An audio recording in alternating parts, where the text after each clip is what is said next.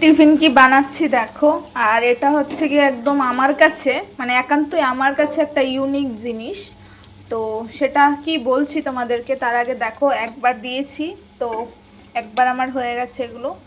দেখে কিসের পকোড়া মনে হচ্ছে আগে বলো।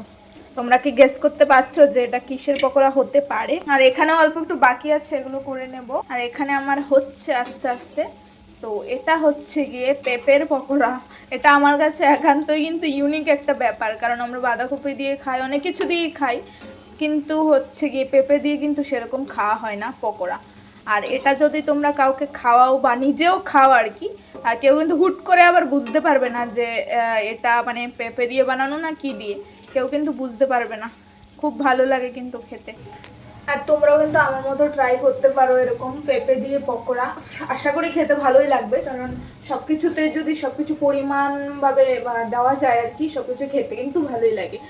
তো আমারও মনে হচ্ছে বেশ ভালোই হবে খেতে। আর দেখো মাথায় তেল দিয়েছি, আর আমার মুখটার হাল দেখো, 12 মাসে একদিন তেল দিই আর কিরকম লাগছে। তো ভাবলাম ছোট্ট একটা ভিডিও তোমাদের সাথে শেয়ার করি যে আজকে খাবো হচ্ছে পেঁপের পকোড়া। তো চলো আমাদের পকোড়া, পেঁপের পকোড়া স্পেশালি খেয়ে দেখতে হবে কেমন হয়েছে। লে খালে খালো। হ্যাঁ এভাবেই খেতে হবে। চলো খেয়ে নি। খাওয়া দিয়েছে কথা। পেঁপে যেরকম তার স্বাদও তো সেরকমই হবে, তাই না? বেশি কিছু এক্সপেক্ট করা মানে ভুল। ভালো সস দিয়ে স্যালাড দিয়ে খেলে সবই ভালো লাগে।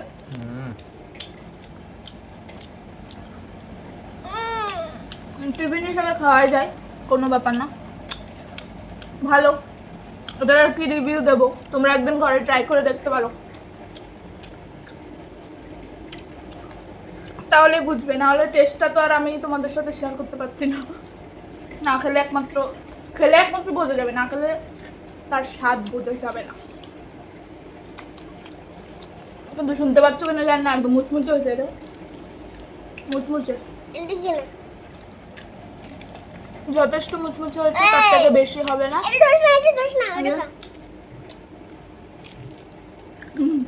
ভালো আছে। চলো বাই বাই।